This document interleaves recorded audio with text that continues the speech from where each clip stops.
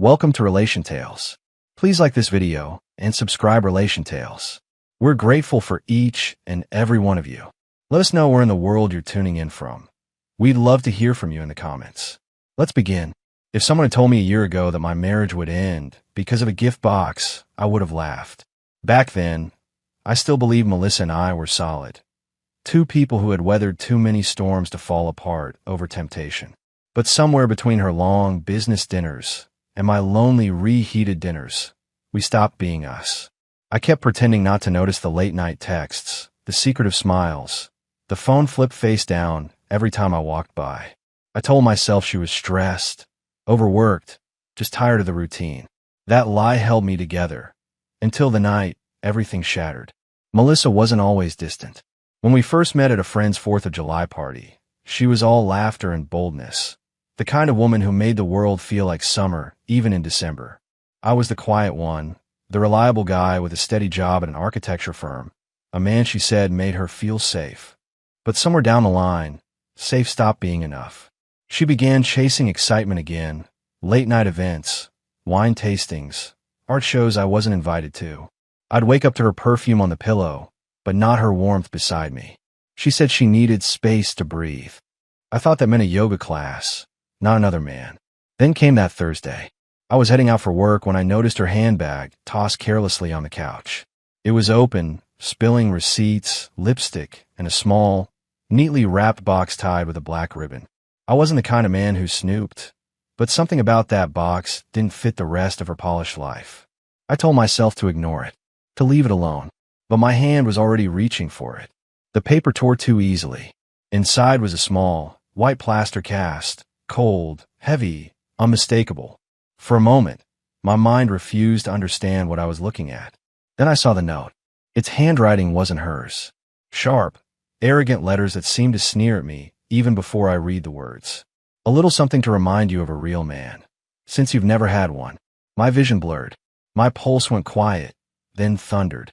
I stood there frozen, the note shaking between my fingers. That moment wasn't rage, it was clarity. The kind of clarity that comes when everything you believe collapses in front of you. I didn't scream. I didn't throw anything. I just looked at the ring on my finger, heavy with promises, and slipped it off. Without a word, I placed it inside the box, closed it, and put it exactly where I found it. That night, I didn't sleep. I lay beside her, watching the faint blue light of her phone glow on her face, listening to her quiet, guilty breathing. The next morning, she called out from the bedroom, half asleep, expecting her usual coffee in bed like always.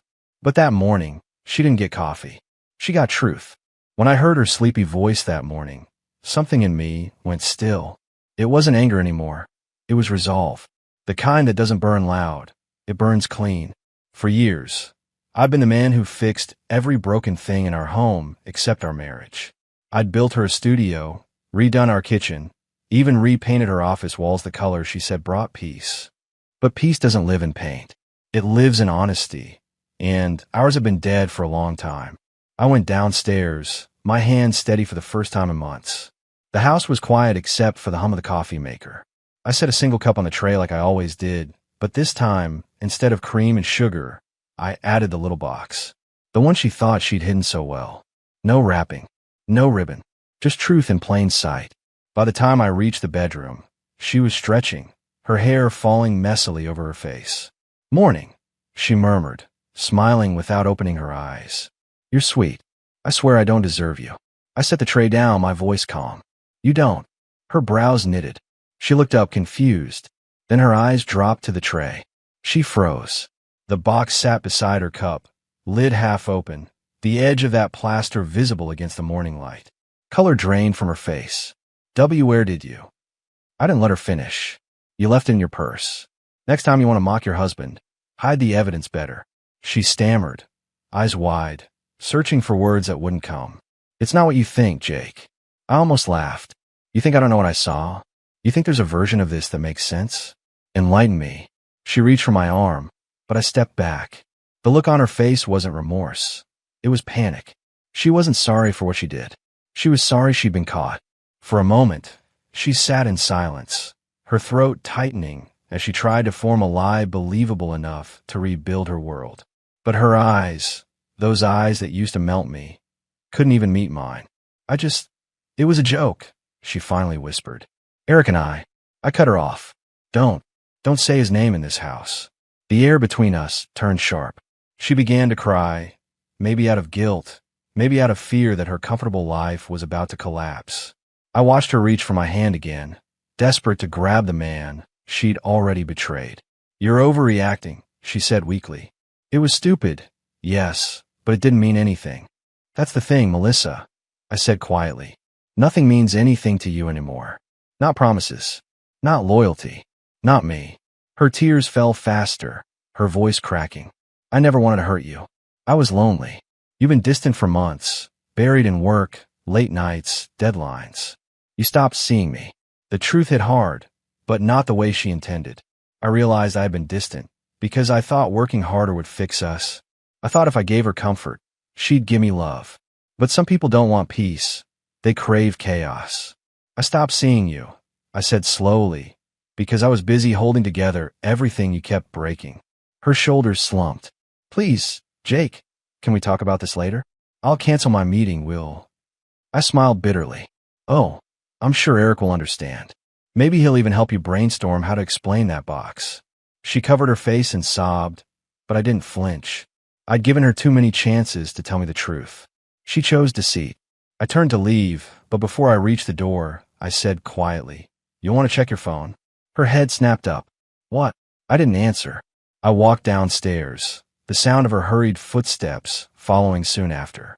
By the time she reached the kitchen, I was standing by the counter with my laptop open. On the screen was a shared folder, a folder she thought was private. She stared, realizing what she was looking at. Her own cloud storage, synced to the family account I set up years ago. Her voice trembled. Jake, please don't. But it was too late. Every message, every picture she'd hidden was there. The flirty texts, the late-night selfies, the receipts from hotel rooms. You know what hurts the most? I said, my tone calm, almost eerily so. Not the cheating, not even the humiliation. It's that you thought I wouldn't notice. That you thought I was too small to fight back. She covered her mouth, shaking her head. Please don't do this. We can fix it. I looked her dead in the eye. We're way past fixing, Melissa. And then I did something she never expected. I forwarded every single file to her own email, titled "For You, from the real man you never had." She gasped, her voice breaking into a sob. Jake, please, people could see that. Oh, they will, I said, picking up my keys. But don't worry, I didn't send it to anyone else yet. She collapsed onto the chair, her mascara streaking, shaking like someone who'd just seen the life she built start to crumble. I walked toward the door and paused. Enjoy your coffee, I said. It's the last thing you'll ever get from me. As I stepped outside, the cold air hit me, and for the first time in years, I felt awake, truly awake. I didn't know exactly how I'd move on yet, but I knew one thing. I wouldn't be the quiet man anymore. Because sometimes revenge isn't about destroying someone. It's about showing them the mirror and walking away before they can look away. The air outside hit different that morning. Crisp, raw, and honest, unlike anything that had existed inside that house for months. As I drove away, my hands gripped the steering wheel, not from anger, but from something deeper, freedom mixed with disbelief. The kind that makes you wonder how you could have shared a bed with someone so hollow and still believed it was love.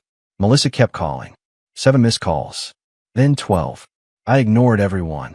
When she finally texted, her words dripped with panic. Jake, please, don't ruin my life. We can talk this through. I stared at the message for a long moment before tossing the phone onto the passenger seat.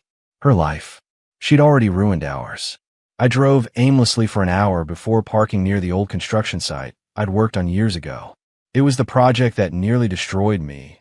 Long nights, impossible deadlines, but it was also where I'd built a reputation for never giving up. The irony wasn't lost on me.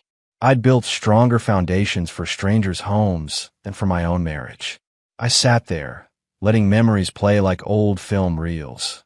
Our first home, the wedding vows, her laughter echoing across our backyard when I burned the first barbecue. All the small things that once defined us. Now, Those moments felt like someone else's life entirely. By noon, my decision was made. Revenge wasn't about cruelty. It was about truth. I wasn't going to hurt her. I was going to reveal her. Melissa worked at a boutique design firm. Trendy, expensive, full of people who believed gossip was currency. Every Friday, they held an internal presentation where each designer showcased their week's work. I'd been there before, met her team, brought cupcakes once. They adored me. I knew the layout. I knew the timing.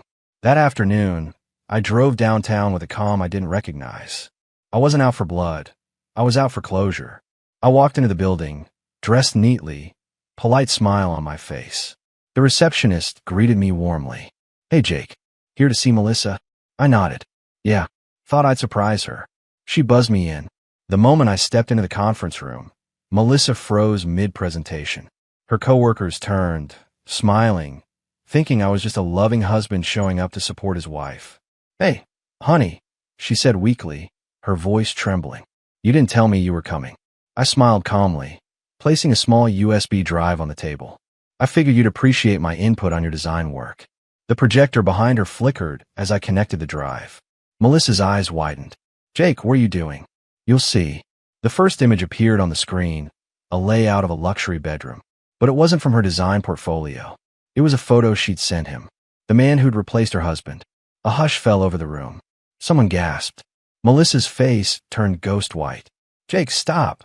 she shouted, rushing forward, but I held up a hand. "You told your boss you were traveling for a client," I said evenly. "Turns out, your client was personal." Her co-workers shifted uncomfortably. The silence was brutal, the kind that cuts deeper than shouting ever could. I clicked to the next slide. Her text messages with Eric. The ones full of empty words, late-night promises, and careless betrayal. Each message wasn't just proof of infidelity. It was evidence of how little I'd mattered to her. Someone stood to intervene. "Jake, maybe." I nodded politely. "You're right. That's enough." I unplugged the drive and pocketed it. Melissa stood shaking, tears streaming down her face, the world she'd built on lies collapsing around her. "I never wanted to embarrass you," I said quietly. "But you needed to see what truth feels like when it's not hidden behind perfume and excuses." And then, just like that, I turned and walked out. I didn't look back, even when she called my name. Her voice cracked, desperate, pleading, but I kept walking. Because forgiveness is earned through honesty, and she had traded that long ago. Outside, the afternoon light felt new. I drove to my friend Mark's auto shop. He was the kind of guy who didn't ask many questions but always knew when something was wrong. He handed me a bottle of water and leaned against the counter. "You look like you've just buried someone." "In a way," I said. "I did." He nodded slowly. "You finally let go, huh?" "Yeah." I looked down at my empty ring finger. "But it doesn't feel like victory. It feels clean." He gave a half smile. "That's the best kind of revenge, brother. You didn't destroy her. You showed her who she really is." That night, I stayed at a small hotel on the edge of town. I ordered dinner, opened my laptop, and sent Melissa one last email. No insults, no drama, just this. "I didn't fall out of love. You buried it. Take care of what's left." Then I signed the divorce papers I'd already prepared with my lawyer and hit send. For the first time in months, I slept soundly. The next morning, as sunlight crept through the blinds, I checked my phone. Dozens of missed calls, messages, and one voicemail from her. "Jake, please. I lost everything. My job, my reputation. Please just talk to me. I never thought you'd actually leave." But I didn't respond.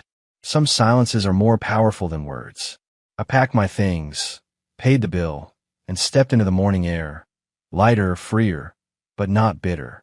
I'd learned something important. Revenge doesn't always have to roar. Sometimes, it whispers quietly while you walk away from the wreckage, knowing you'll never look back. Melissa's world had fallen apart, yes. But mine? Mine had just begun again. 3 months passed. 3 months of silence, peace, and rediscovering what it meant to breathe again. I moved out of the city, into a small lakefront cabin I'd once dreamed of retiring in. It wasn't fancy, but it was mine. For the first time in years, every inch of my space felt honest. No lies hidden in handbags, no guilt seeping through late-night texts. I rebuilt my mornings slowly. Coffee without tension. Sunlight that didn't feel heavy. A calendar that didn't revolve around pretending everything was fine. I started running again, reading more, fixing old furniture in my garage just to keep my hands busy. Little by little, the man I used to be came back. The one who smiled easily, who didn't overthink every silence, who believed in trust. One evening, I got a call from an unknown number. I almost ignored it, but something in me said to answer. "Jake," a hesitant voice said. It was Eric. The name alone felt like a bruise pressed too hard. "What do you want?" I asked, keeping my tone measured. He hesitated. "I thought you should know. She left the firm. Things got messy. She's been trying to reach you." I didn't reply. The sound of the lake outside my window filled the quiet. He cleared his throat. "Look, man, I know I owe you an apology." I cut him off. "You don't owe me anything. You took what was already breaking. I just wish you'd had the decency to leave it alone." He sighed. "She said she thought you'd moved on." I gave a humorless laugh. She wasn't wrong. I ended the call there, not out of anger, but because I realized I truly didn't care anymore. That was the moment I knew I'd won. Not by destroying them, but by healing faster than they could rebuild their lies. A few weeks later, I ran into Melissa. It was at a grocery store of all places, in the middle of the afternoon. She looked smaller somehow, fragile in a way I'd never seen. Her makeup couldn't hide the exhaustion written all over her face. She froze when she saw me. "Jake." I nodded politely. "Melissa." Her eyes filled with tears instantly. "You look good. Healthier." "I am," I said simply. She swallowed hard, fiddling with the strap of her bag. "I've been seeing a counselor, trying to understand why I threw it all away." I studied her for a moment, seeing not the woman who betrayed me, but the one who'd lost herself long before the affair ever began. "Good," I said softly. "Maybe it's time you face who you really are." Her lips trembled. "I miss you, Jake. Every day." I looked at her steadily. "You miss who I was, not who you made me become." Her tears fell harder. "Can we ever?" "No," I said gently. "We can't, because I forgave you, but I'll never forget what being with you felt like toward the end. Lonely, quiet, empty. I won't go back there." She nodded, broken. "You deserved better." "I know," I said, not out of pride, but truth. And I finally gave that to myself. She reached into her bag, pulled something out, and handed it to me. It was my old wedding ring, the one I tossed into that box. "I kept it," she whispered, "not because I thought we'd fix things, because it reminded me what I destroyed." I took it for a moment, the weight familiar, yet meaningless now. Then I gently placed it on the checkout counter beside her. "You can let it go now," I said, and then I walked away. That night, I sat on my porch overlooking the lake, watching the reflection of stars ripple across the water. For the first time in a long while, I didn't think about revenge or loss or betrayal. I thought about beginnings, how sometimes they're disguised as endings, how peace can look like loneliness at first. I started taking on freelance design projects again. Nothing huge, just local builds for small businesses. It felt good to work with my hands, to create something lasting out of raw materials. There was a quiet poetry in that. A few weeks later, a woman named Lydia moved into the cabin across the lake. A writer, newly divorced, kind eyes, and a calm voice that reminded me what gentleness felt like. We talked sometimes about books, music, life, the messiness of healing. One evening, she brought over fresh-baked bread and laughed when I burned the first slice. "You're not much of a chef, are you?" she teased. "Not yet," I said, "but I'm getting better." And I meant it, not just about cooking, but about everything. As the sun dipped behind the trees, she looked at me and said, "You have that look of someone who's been through hell and built a house there before deciding to leave." I smiled quietly. "Yeah, but I don't live there anymore." That night, after she left, I looked around my home. No tension, no secrets, no pretending, and realized I'd already done the hardest thing. I'd rebuilt myself. Melissa's betrayal had been brutal, yes, but it had also stripped away the illusions that kept me small. She lost everything that day at her office, but I found something: my voice, my strength, and a sense of peace that didn't depend on anyone else's honesty. The box she once hid her cruelty in had become the symbol of my closure. A reminder that the truth, no matter how painful, always sets you free if you face it head on. And as I closed my eyes that night, Listening to the quiet rhythm of the lake, I realized something profound. Revenge hadn't destroyed me. It had rebuilt me. Because sometimes, the best revenge isn't payback. It's peace. And that peace, I'd earned it.